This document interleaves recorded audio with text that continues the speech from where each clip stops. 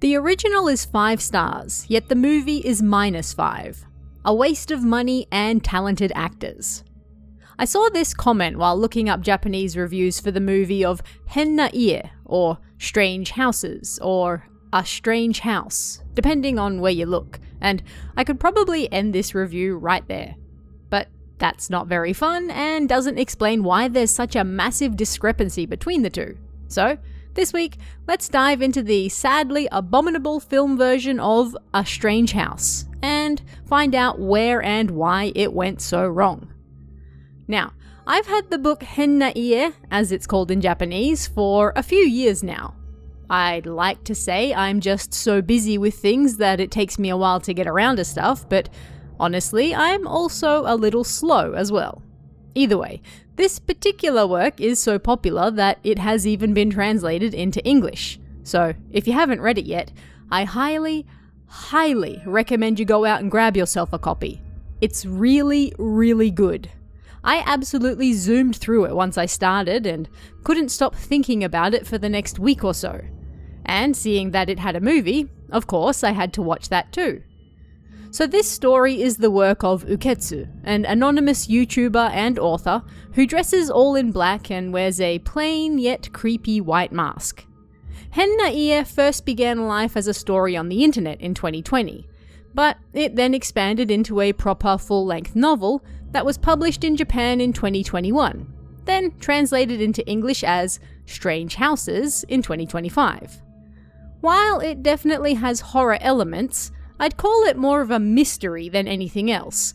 And to very quickly and poorly sum it up, it's the story of a rider, Uketsu, receiving some strange floor plans from a friend who wants him to look into them. This friend is considering buying the house, but can't get past this strange enclosed space in the floor plans that looks like a small closet with no way in or out. What on earth could it be? This leads the writer to uncovering even more strange issues with the house's layout, and he enlists the help of an architect to help him figure it out. This in turn leads them to several houses that have the same basic strangeness in them, and it all seems to point to one family with a terrible, terrible secret to hide. Now, while I'll do my best to stay away from all-out spoilers here, I will inevitably be comparing the ending of the book to the movie, because that's kind of where the movie falls apart. So if you'd rather remain entirely spoiler-free, as always, I recommend you leave, go read the book or watch the movie first, then come back. I can't guarantee that this won't spoil some major things. So, the success of the novel of course led to a movie that came out in Japan on March 15th, 2024. I'm not super familiar with either the director or the screenplay writer, so I looked them up, and while they have a few works that appear to have done decently well, a great many more works were not so highly rated. At the end of the day, this doesn't mean much to me personally, as I always take each work on its own merits, but maybe something to keep in mind. I was, however, familiar with a good deal of the cast, and in particular, I've been a fan of Kawae Rina since her AKB days. She's grown into a fantastic actress as of late, so it's always a pleasure to see her pop up in something horror-related as well. Needless to say, with how much I loved the book, and how it's been a while since I've seen Kawae in something, I was beyond excited to watch the movie. Sadly, around the halfway point, the movie just falls apart like a Jenga tower that somebody smashed with a hammer. And then they stomped on the pieces. And then they lit them on fire. And then a cat pissed on the ashes. I just cannot describe how badly it shits the bed. And it's one of the few instances of a movie making me so angry that it genuinely upsets me. Now, when you're adapting a book that relies very heavily on, being a book, you need to make some changes to adapt that to a visual medium. The book is told mostly in interview style, with the writer's conversations with various people being recorded as is. Nothing but talk. And it's supplemented with pictures of the strange layouts, and very occasionally, a few remarks from the writer talking about or summarizing what's going on. That's it. For the movie, they make the writer a YouTuber, very obviously based on Uketsu himself. And this guy's channel is struggling, so he's looking for some nice, juicy content to pump his numbers back up. A perfectly fine and even decent change, considering that Uketsu himself is also a YouTuber. No issues here. And the first half of the movie covers the book content pretty much as closely as you might expect. It makes the necessary changes so that it's not just two heads talking to each other about a thing for 30 minutes at a time, because that would be really boring to watch, but rather directly involves them in the story. Again, I think these are fine changes to make. The story, for the most part, remains unchanged, so no issue. But there were a few moments that perhaps should have alerted me to the absolute bullshittery that was to come. For example, around the 25-minute mark, the YouTuber is suddenly attacked in his house by what appears to be a deranged woman. This scene doesn't exist in the novel and, at a glance, looks like it was added to ramp up the horror. Sure, fine, whatever. But then the YouTuber also visits the house directly with Kawae's character, Yuzuki, who is an incredibly important character in the book. Initially, Yuzuki presents herself merely as an interested party to the story who may have further information on it, claiming that her husband may have been wrapped up in the strange happenings at the house. But in time, spoilers, it turns out she's not exactly who she says she is, and she's wrapped up in the story of these houses in a much more intimate way. At any rate, the pair travelled directly to the house to explore it, which again, I'm on board with this change. It's a movie after all, and it would be boring as hell for them to just sit around discussing a floor plan in front of them for 2 hours. But the YouTuber gets a call from his architect friend while they're there, and he reveals that Yuzuki isn't actually who she claims to be. This leads to a reveal of her standing behind him like a standard Japanese ghost, staring very creepily at him like she's maybe gonna shank him or shove him down the hole or something, and he blames her for attacking him in the other scene I just mentioned.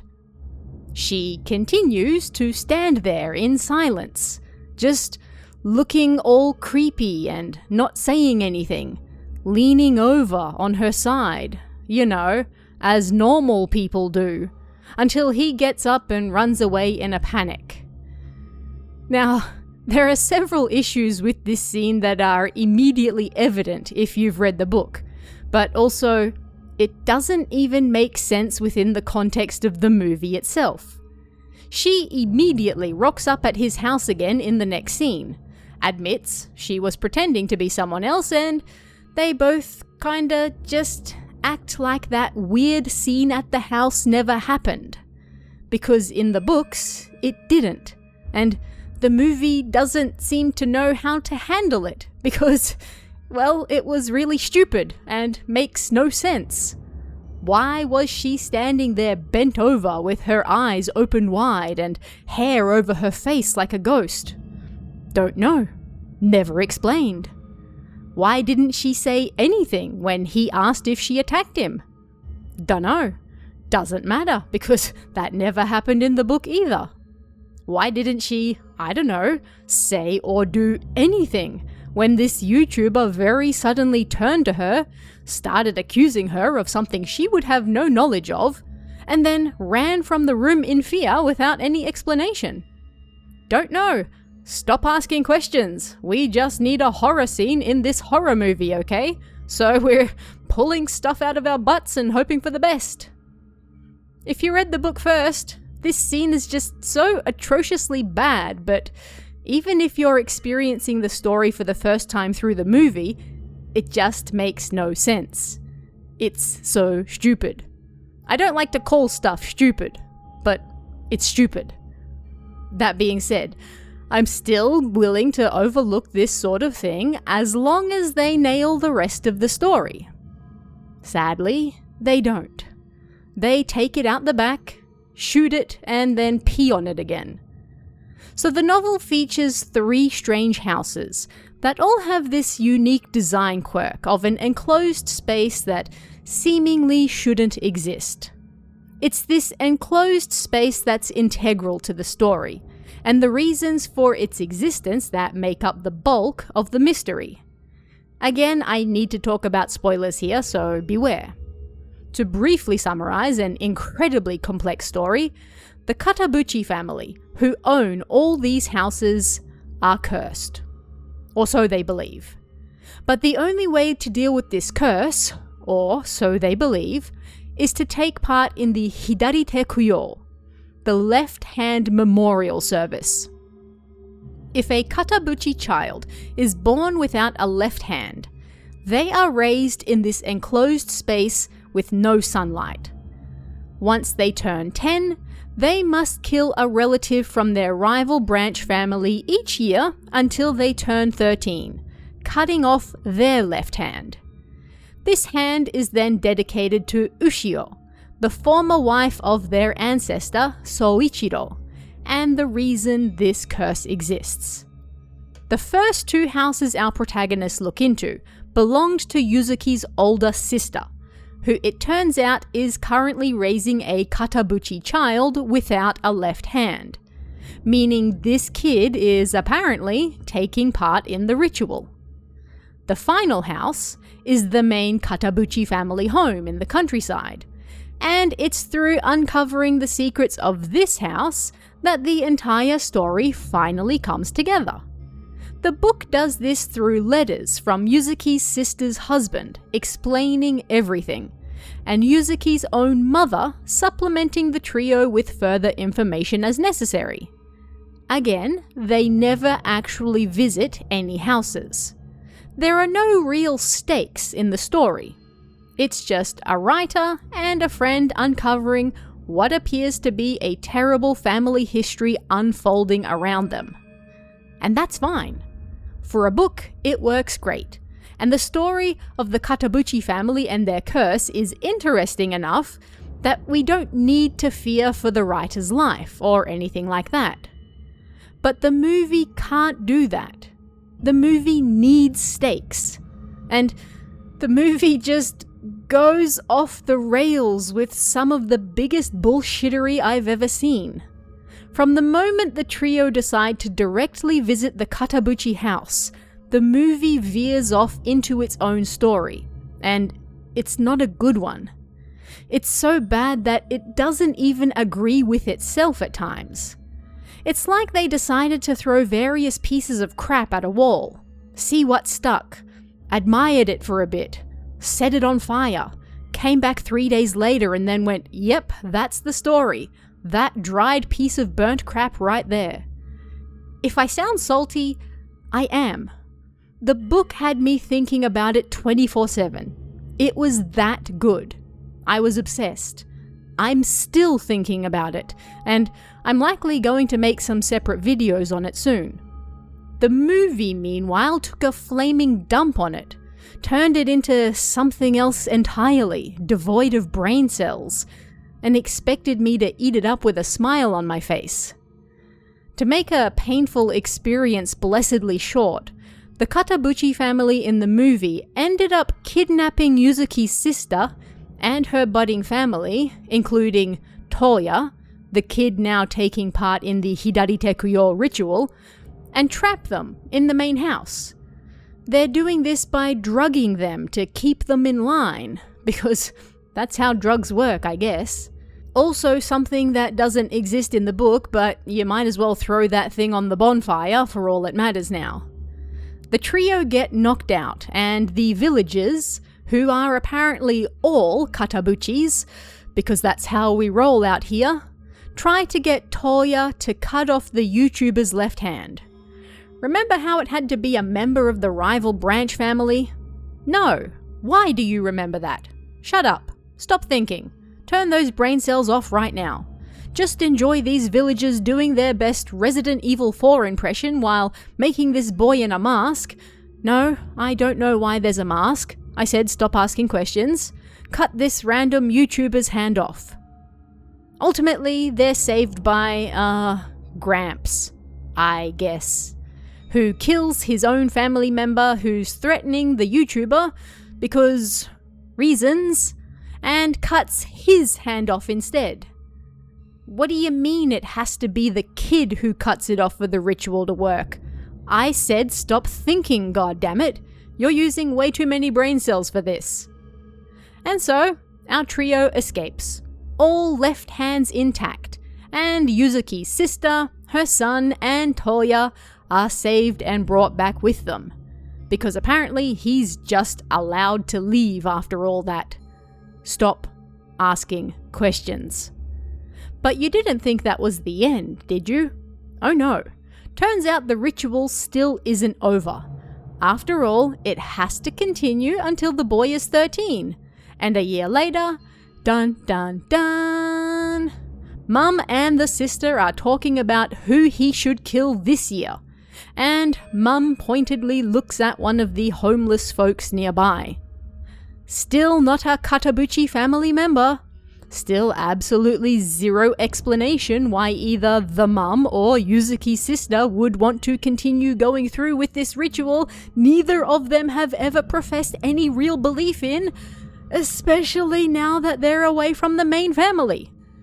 But that's entirely your fault for still allowing your brain cells to function at this point, honestly. And that's it. The end.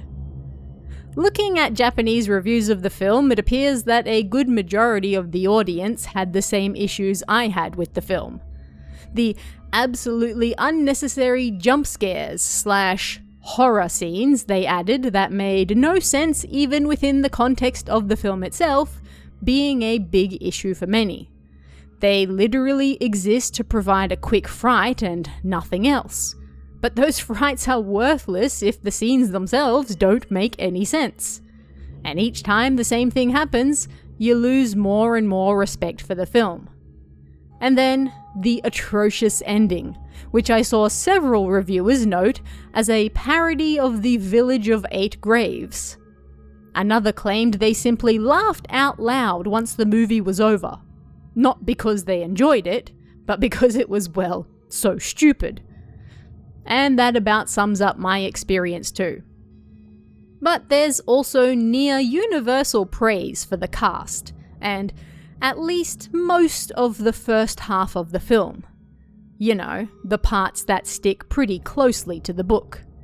So hey, at least there's that. Should you watch this film? If you've watched my previous reviews, you'll know my answer to that is always, yeah, decide for yourself. Maybe if you go into this with the full expectations that you're going to be watching some slapstick bullshittery, then your odds of enjoying it might go up. Sadly, I went into the film not knowing anything and hot off the heels of the book, which is one of the best books I've read in recent memory, so this review right here, that just sums it up. But what did you guys think of this one? Have you seen A Strange House yet? Let me know what you thought of it in the comments below. And if you'd like to help support this channel so you can see more content like this, please consider hitting that join button down below as well. Every bit of support really helps. Thanks guys, and I'll see you again next time.